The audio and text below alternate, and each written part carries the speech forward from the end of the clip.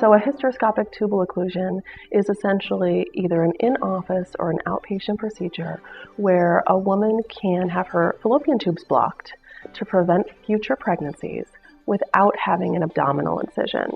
Previously, tubal ligations were either done laparoscopically or at the time of a cesarean section or with an abdominal incision.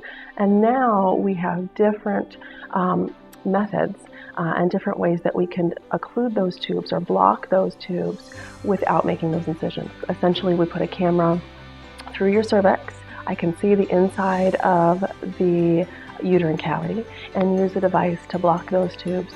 Again, you can be awake and it can be done as an office procedure, or if you're uncomfortable with that, you can always have it done as an outpatient procedure, but it's a newer alternative with lower risks. If you don't have an abdominal incision, then I'm decreasing your risk of having any bowel or bladder injuries.